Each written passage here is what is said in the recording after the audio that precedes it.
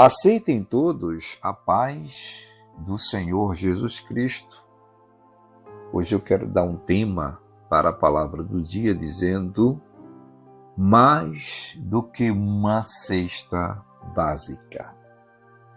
E quero subordinar esse tema no texto bíblico que se encontra no Evangelho de Jesus, escrito por Mateus, capítulo 15, vou ler versículo 32 até o 38. Dizem assim: E Jesus, chamando os seus discípulos, disse: Tenho compaixão da multidão, porque já está comigo há 3 dias e não tem que comer.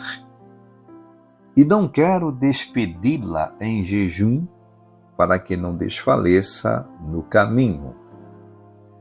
E os seus discípulos disseram-lhe: De onde nos viriam num deserto tantos pães para saciar tal multidão?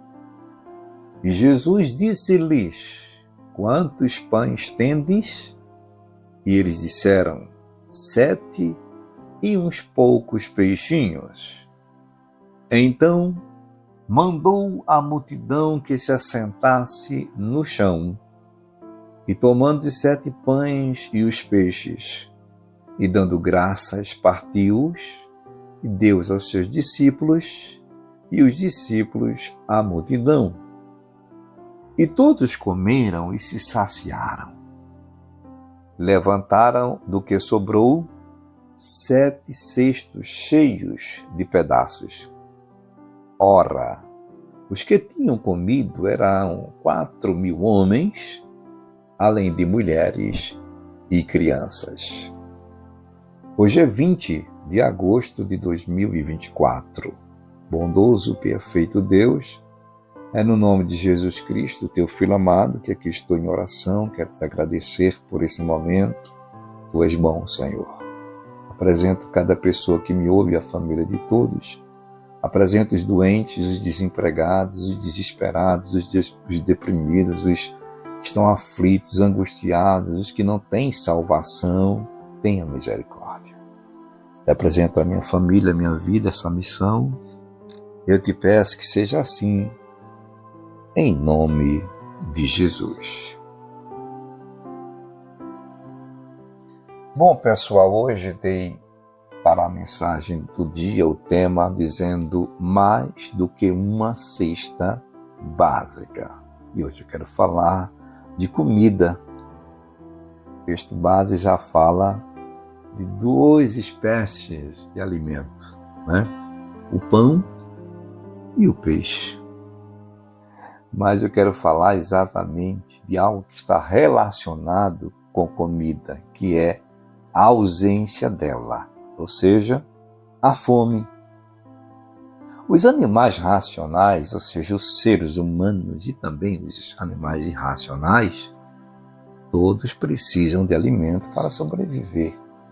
E sabemos que para tanto um como o outro, eles lutam para conseguir suprir a necessidade dos seus estômagos. Antes do pecado, a gente vê na Bíblia claramente que tudo era mais fácil para o homem. A terra não era maldita e o homem não precisava, lutar tanto, precisava sofrer tanto. Ele tinha tudo para viver bem e com saúde. Mas o pecado estragou tudo isso. E como hoje eu quero falar sobre a questão fome, é importante eu deixar aqui claro, no registro que eu li na mídia, que segundo o SOFI, e depois eu vou explicar o que é SOFI, ou para uns é SOF, de 2024, em 2023, 733 milhões de pessoas no mundo estavam subnutridas. Veja, isso equivale a 1 em cada 11 pessoas. Isso significa que mais de 700 milhões de pessoas passam fome em todo o mundo, o que compromete, segundo A reportagem diz os objetivos da ONU para 2030, que é erradicar a fome, né? Mas isso a gente sabe que somente mesmo Deus é quem pode resolver essa questão. O SOFI, ou SOF para alguns, é o principal relatório global que mapeia o estado da segurança alimentar no mundo e busca informar sobre os progressos no sentido de erradicar a fome, alcançar a segurança alimentar e melhorar a nutrição e fornecer também, assim, uma análise aprofundada sobre os principais desafios para alcançar o que eles chamam de ODS 2 no contexto da agenda da ONU, né, para 2030. Então, eu fiz questão de deixar aqui esse registro secular para que nós entendamos que a fome é fato no mundo hoje. Houve vários períodos da humanidade, inclusive períodos bíblicos, que houve fome na terra. Na época de José, por exemplo, o Egito teve essa escassez de pão. E são vários fatores que podem provocar isso. Inclusive, um destes fatores é a questão climática. Basta não chover. Ou chover demais para estragar a lavoura, para encarecer o alimento, para perder a alimentação, as catástrofes, como, por exemplo, recentemente lá no Rio Grande do Sul, que é, se eu não me engano, o maior fabricante de arroz da América Latina. E nós vemos que teve ali um grande prejuízo a safra esse ano ali por conta daquela catástrofe.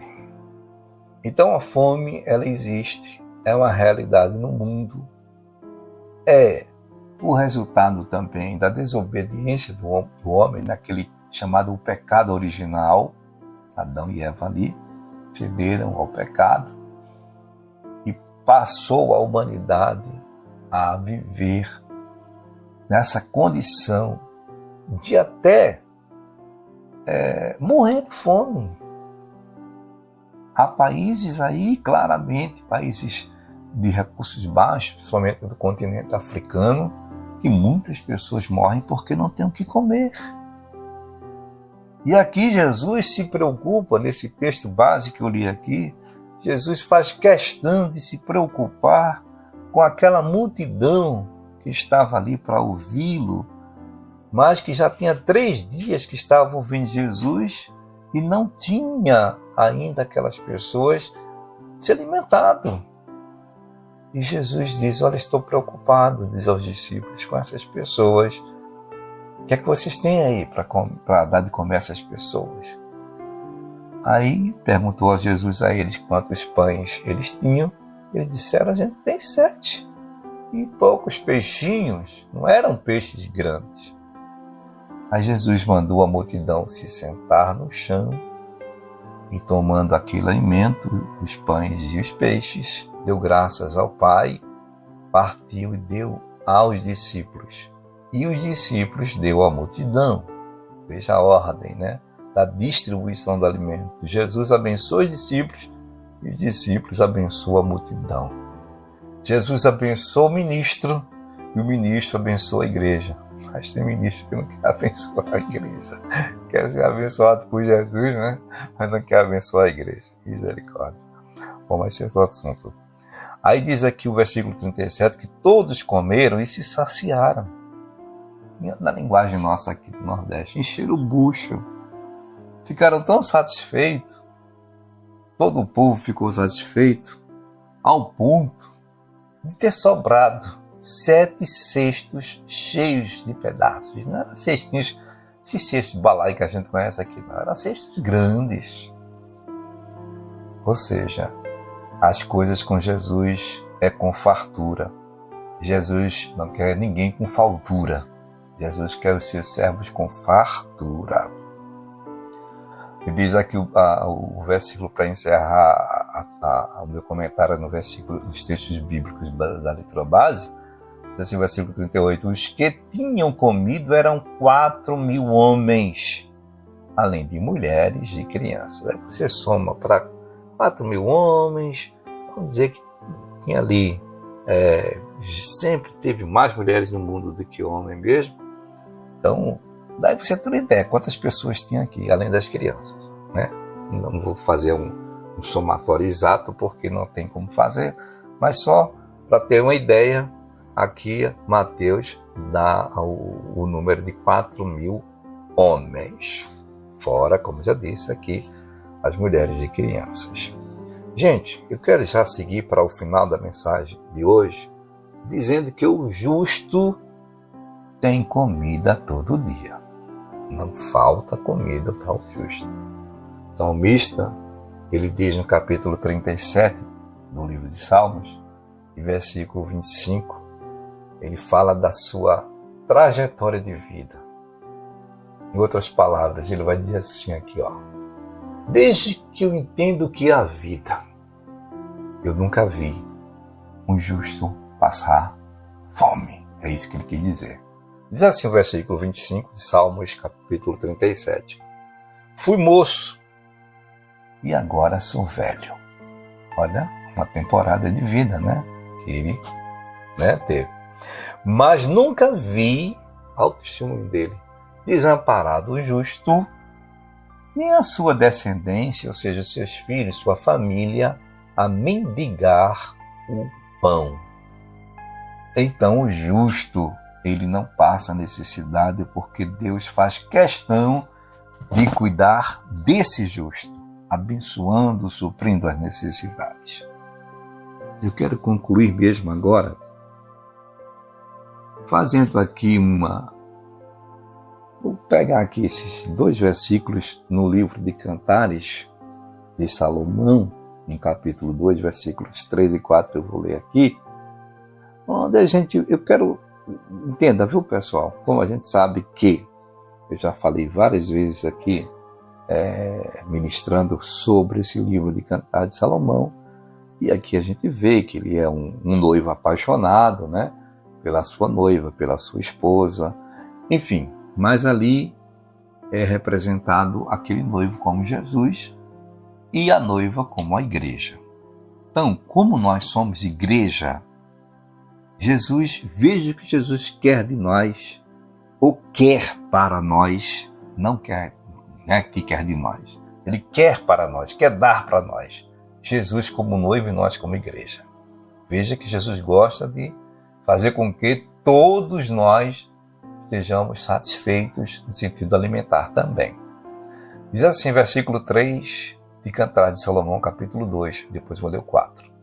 Qual a macieira entre as árvores do bosque, tal é o meu amado entre os filhos. Essa é a declaração da igreja, falando para Jesus, da noiva, falando aqui para o noivo. Segue o texto. Desejo muito a sua sombra, e debaixo dela me assento, e o seu fruto é doce ao meu paladar. Aí veja o que ela diz em relação a ele, ao noivo. A igreja aqui está representada nesse versículo, e o noivo é Jesus. Levou-me à sala do banquete. Quando você pensa em banquete, você pensa em muita comida, muita bebida, fartura, né? Você não vai passar necessidade. Como eu estou falando de fome, Jesus faz questão de dar aqui nesse texto, estou dizendo, um banquete para a sua igreja, para nós. Segue o texto. Eu vou na sala do banquete e o seu estandarte, a sua bandeira, em mim era o amor. Glória a Deus. Sabe por que Jesus não quer que ninguém fique com fome, seus servos? A igreja, que é a sua noiva, ele faz questão de dar banquete todo dia para essa igreja, para essa noiva, porque o estandarte dele em nós é o amor. Ele nos ama muito. Glória a Deus. Deus nos ajude. Ótimo dia a todos, servo de Deus, Gessé.